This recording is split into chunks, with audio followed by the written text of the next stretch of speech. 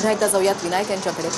विनायका, हा माहोल तुम्ही अनुभवताय, शब्दात मांडणं मला तरी कठीण झालंय, तुम्ही त्या ठिकाणी आहात, कसं वर्णन कराल?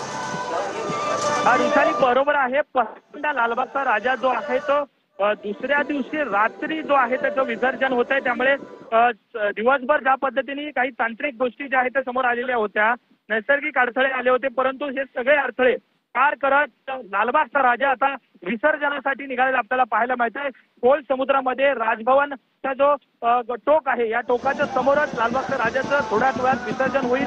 ढोल ताशाचा गजर पाहायला मिळतोय, फटाके फोडले जात आहेत, आतिषबाजी केली जाते, मोठ्या प्रमाणात लाऊडस्पीकर वाजवले जात आहेत, कार्यकर्ते जल्लोष जो आहे तो साहजिकच करताना आपल्याला पाहायला मिळत आहेत। दिवसभर काही नैसर्गिक अडथळे जे आहेत आलेले होते, त्यामुळे लालबागच्या राजाच्या विसर्जनाला विलंब जो आहे तो झाला होता। जवळजवळ 36-37 तासानंतर लालबागच्या राजाचं विसर्जन जे आहे ते आता खोल समुद्रात होताना आपल्याला दिसून येतंय। मोठ्या प्रमाणात उत्साह पाहायला मिळतोय। आता संध्याकाळी सुद्धा गिरगाव चौपाटीवर मोठ्या प्रमाणात गणेश भक्तांची गर्दी आपल्याला पाहायला मिळाली होती आणि यंदा पहिल्यांदाच लालबागचा राजा जो आहे तो दुसऱ्या दिवशी अगदी रात्री हा विसर्जन जो आहे तो सोहळा पार पडताना आपल्याला पाहायला मिळेल। कार्यकर्त्यांमध्ये सुद्धा मोठा उत्साह दिसून येतोय।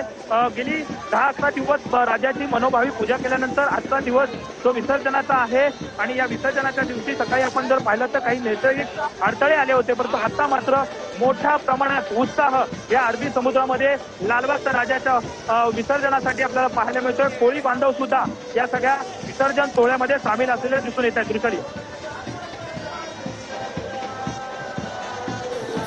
नक्कीच आपण ही